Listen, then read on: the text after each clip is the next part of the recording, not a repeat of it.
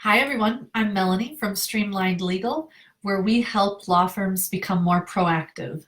And I talk about that term a lot, proactive versus reactive law firms. And this is a very good example of what we're talking about today when we're talking about following through with your follow up.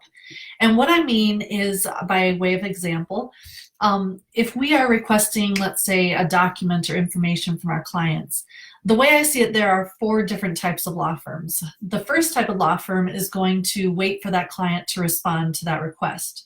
And they're not going to follow up at all, frankly, until there's some type of deadline or court date.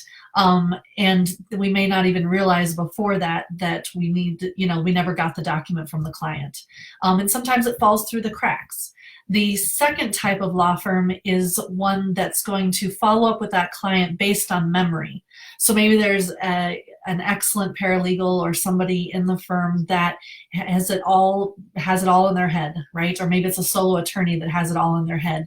And while some might see this as a good thing, they're remembering all these follow-ups and they have an amazing memory and people tout them for their memory. I disagree. I think it creates a lot of unnecessary stress. It's work that can't easily be distributed to other people because it's all stuck in that one person's head. And it's not always as reliable as we'd like. So these are the two types of reactive law firms, I would argue. The first one waiting for the client to respond, and the second one following up but reacting to somebody's memory. Then you've got more proactive firms.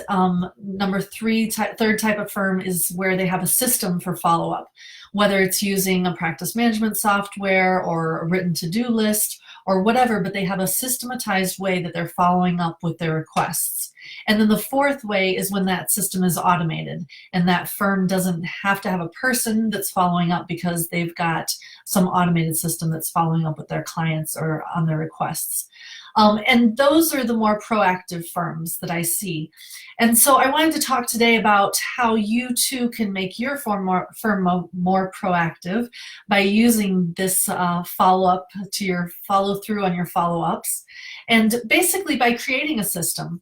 Now, of course, if you don't know already, I'm a huge fan of practice management software and other technologies that help you to create and keep systems, but it's not required.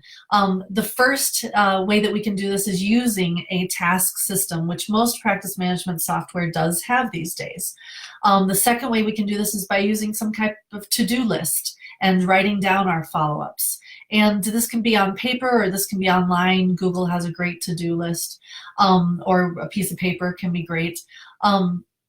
And then the third way is to basically block time off the calendar and to go through your follow-ups to make sure that you're not missing anybody.